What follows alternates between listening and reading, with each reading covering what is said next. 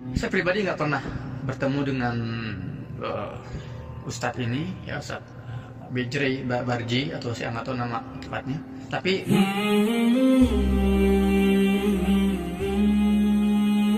Assalamualaikum warahmatullahi wabarakatuh. Alhamdulillahirabbil alamin. Allahumma sholli ala Muhammad wa ala ali Muhammad.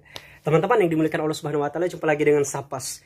Teman-teman, pada kesempatan kali ini adalah konten atau video sanggahan saya, ketidaksetujuan saya terhadap statement Hussein Gaza. Ya, nama lengkapnya kalau di YouTube Muhammad Hussein Gaza. Jadi memang di beberapa statement saya setuju dengan Hussein. Akan tetapi untuk kali ini pembahasan tentang Hamas, maka saya tidak setuju dengan statement Hussein, dan apapun yang disampaikannya seolah-olah beliau ini lebih memahami konsep firqah-firqah yang ada di Palestina, khususnya di dunia. Padahal secara real Hussein sendiri itu sudah menemukan substansi peperangan yang ada di Timur Tengah. Substansinya adalah, pernah Hussein mengatakan bahwa substansi dari peperangan yang ada di Timur Tengah itu tuh bukan karena perebutan wilayah, akan tetapi karena eksistensi. Ya, eksistensi. Ini buktinya.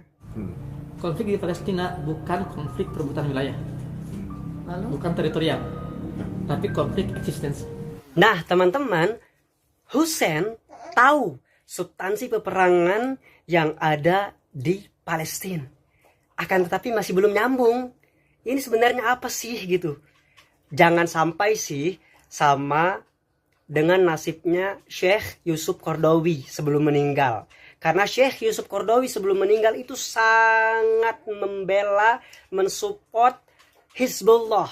Dan ketika matanya terbuka melihat nasihat-nasihat dari orang-orang Arab Saudi, ulama-ulama Arab Saudi, bahwa Hizbullah itu Syiah Rafidhah, mereka ingin seperti ini, dulu sempat ditepis oleh Syekh Yusuf Qaradawi.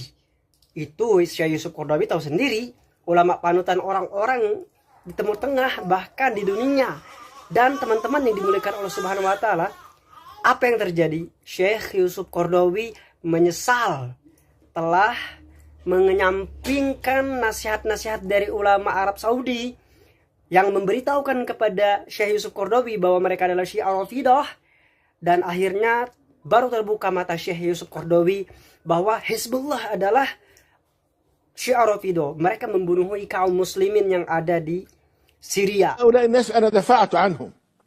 حزب الله هذا حينما كان يحارب إسرائيل وقفت أدافع عنه ضد المشايخ في المملكة عندكم في السعودية، كبار المشايخ الذين حذروا من هؤلاء وحذروا من فتنتهم وحذروا من تقيتهم وحذروا مما يبطنونه في أنفسهم. أنا وقفت أدافع عنهم، ويبدو أن هؤلاء المشايخ كانوا أكثر نضجا مني وأبصر بالأمور مني، وأنا أخذت الأمور على ظاهرها. أنا أريد أن أجمع المسلمين، أريد أن أقرب بين المسلمين، مسلمين ويحاربوا الصهاينة، كيف أقف مع الصهاينة؟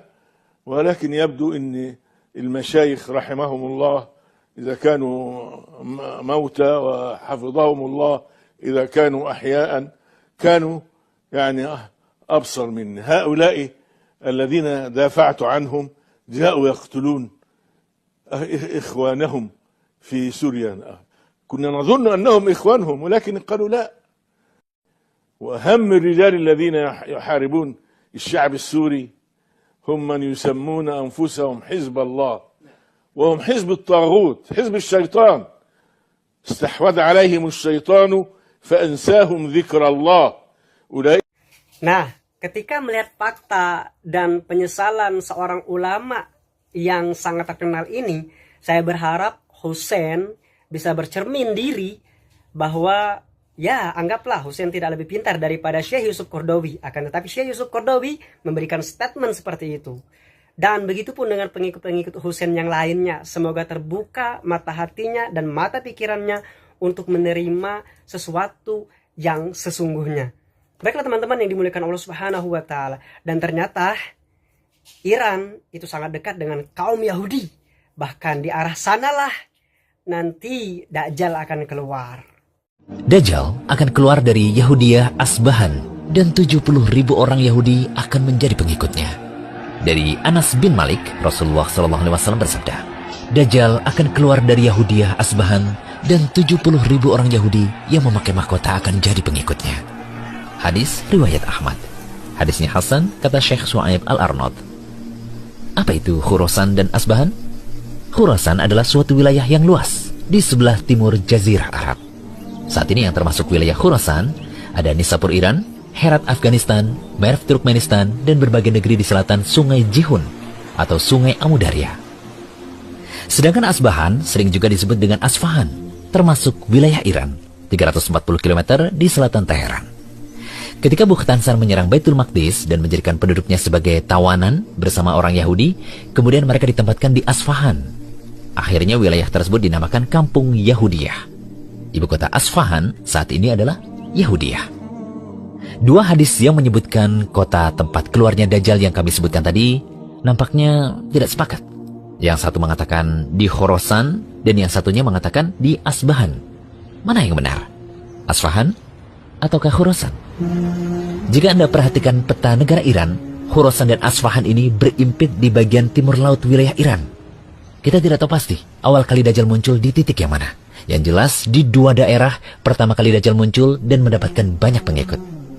Iya benar, kandidat kuat daerah yang disinyalir menjadi tempat kemunculan Dajjal adalah negara Iran. Kebenaran sabda Nabi SAW ini juga dibuktikan dengan laporan Komite Yahudi Teheran bersumber dari Foundation for the Advancement of Sephardic Studies and Culture yang mengatakan bahwa jumlah penduduk Yahudi di Iran diperkirakan sekitar 25.000 sampai dengan 35.000 jiwa. Hal ini semakna dengan perkataan Ibnu Katsir dalam An-Nihayah fil Fitan wal Malahim bahwa munculnya Dajjal ialah dari Asbahan, yakni daerah yang disebut dengan Yahudiyah. Dajjal akan muncul dari Asbahan dan akan menelusuri muka bumi. Tidak ada satu negeri pun melainkan Dajjal akan mampir di tempat tersebut. Yang dikecualikan di sini adalah kota Mekah dan Madinah, karena malaikat akan menjaga dua kota tersebut. Dajjal tidak akan bisa memasuki keduanya hingga akhir zaman. Dalam hadis Fatimah bin Qais radhiyallahu anha disebutkan bahwa Dajjal nanti akan mengatakan, "Aku akan keluar dan menelusuri muka bumi. Tidaklah aku membiarkan suatu daerah kecuali pasti aku singgahi dalam masa 40 malam selain Makkah dan Thayyibah atau Madinah Nabawiyah. Kedua kota tersebut diharamkan bagiku. Tatkala aku ingin memasuki salah satu dari dua kota itu, malaikat menemuiku dan menghadangku dengan pedang yang mengkilap. Dan di setiap jalan bukit ada malaikat yang menjaganya." Hadis riwayat Muslim. Teman-teman yang dimuliakan Allah Subhanahu wa taala, saya tidak mengecilkan perjuangan Muhammad Hussein Gaza di Palestina. Saya juga prihatin dengan keadaan orang-orang yang ada di Palestina. Bahkan saya mendoakan agar orang-orang yang meninggal di Palestina itu mendapatkan keberkahan dan kemuliaan di sisi Allah Subhanahu wa taala.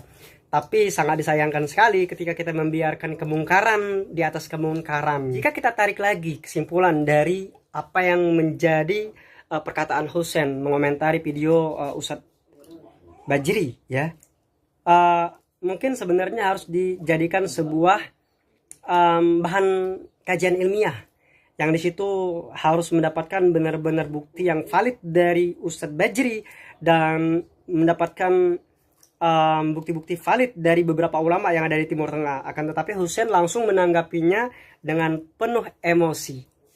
Dan sekali lagi teman-teman yang dimuliakan Allah Subhanahu wa taala, jika kalian melihat video ini bukan berarti saya benci kepada Palestina. Bahkan dengan membuat video ini saya sangat mencintai Palestina. Video ini saya buat atas dasar cinta kepada semua kaum muslimin yang ada di Palestina. Saya sangat bersedih ketika Palestina dijadikan ring untuk berlaganya orang-orang hizbi, orang-orang yang membawa panji-panjinya sendiri. Bahkan mereka adalah panji-panji yang sangat dilaknat oleh Allah Subhanahu wa taala karena mereka mendahului pemimpin yang sah. Lalu bagaimanakah kebenaran, kemenangan yang akan didapatkan oleh kaum muslimin ketika banyak pengkhianatan, ketika banyak visi misi di sebuah negara namun mereka bukanlah bagian dari negara itu. Terima kasih, kita ketemu di video selanjutnya. Assalamualaikum warahmatullahi wabarakatuh.